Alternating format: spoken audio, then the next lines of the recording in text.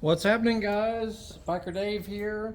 This is my 2017 Dodge Durango RT. Make sure you see my channel for more videos about this, so you can just search my channel for Dodge Durango. I'll also have the playlist link in the description and the comments. All kinds of videos about this. It's a good vehicle. I've had it for a few years now. Only had a few unscheduled maintenance issues, that were rather expensive, but beyond that, it's been very reliable. It's got about 120,000 miles on it now. I like it.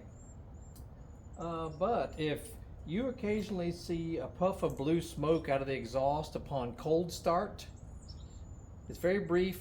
It doesn't last long. It goes away pretty quickly, and then you never see it again. If that is going on and you're around the 100,000 mile mark, sure, it could be, valve guides, it could be some other issues. Make sure that you keep really good engine oil. Make sure you run some sort of engine cleaner periodically. Also, make sure you look for, fuel system cleaner, like Lucas Oil brand. There's all kinds of brands of that stuff. Make sure you keep the combustion chamber as clean as possible, as well as, do your periodic maintenance as scheduled. But if you're seeing a puff of blue smoke out of the exhaust on cold start, it could be the PCV valve, positive crankcase ventilation valve, and yours, if it's original, it might just be time to replace it. I'll put a link down below where you can get it. Very easy to replace. Takes you just a few moments to do. All you may need is a big pair of pliers if it's a little sticky to remove, and you basically just remove the main cover right here, and we'll show you how to do it. Only takes a couple seconds. Anyone can handle this task. My engine clearly needs cleaning. Haven't done it in a while, so that's definitely on the list of stuff to do. But here's what you do. You got to remove this main plastic cover here. If yours is dirty, put you on some decent gloves. You can do this just by pulling up on the cover, just sort of get in the center right here and just firmly pull up on it. Lift it off, no big deal. Make sure all the grommets are in place. Make sure everything's in place on it. Don't lose anything while you do this. Set it off to the side. Here's how you get to everything, and the valve is right there. No big deal at all. Right there. Easy as you please. Okay. So like I said, if yours is original, it could be a little bit sticky to remove, so you might need a good pair of channel locks or something firm. Just be careful. You don't want to break this off. So you may have to kind of just, be firm with it, kind of bust it a little bit, just be firm with it, and then just gently remove it off of there. Like I said, just be kind of careful.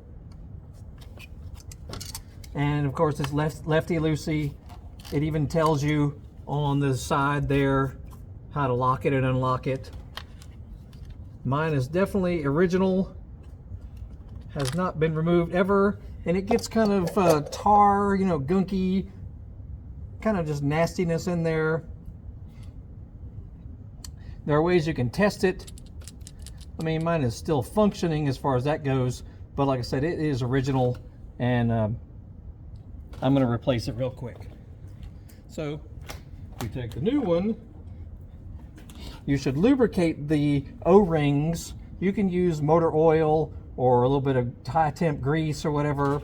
Just wipe around the O-ring here and here, and then just sort of work it. Make sure it seats down in there firmly. Turn it clockwise until it locks. It's got a little lock right there. That's all there is to it. Put your cover back on. Make sure that your little grommets seat properly on all these posts. While it's open, you may want to check wiring. Make sure nothing's loose. Just little stuff like that. Anytime you get into your engine, anytime you get into an area that you don't access all that often, it's a good idea just to take a quick moment and ensure that any electrical connections are firm and connected and nice and nothing, no problems, nothing frayed or weird, no rodents in here. You'd be surprised at how often that happens. I just like to take a quick second just to make sure any electrical connections are solid all the way throughout. And then we'll put our cover back on. Like I said, these grommets here are what sit on these posts. So make sure you line it up properly. Look underneath back here. And just bring it down slowly but surely.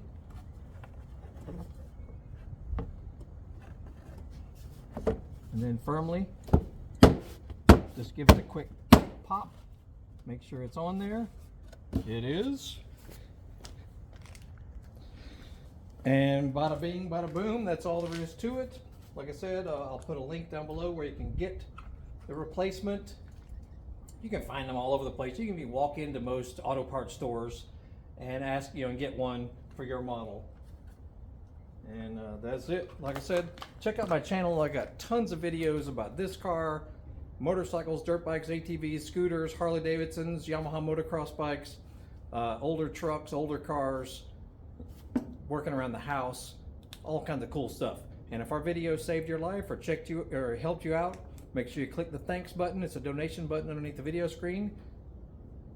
We appreciate any and all donations you can send us so we can do more videos for you. And like I said, I got over 2,000 videos on my channel, so please check it out.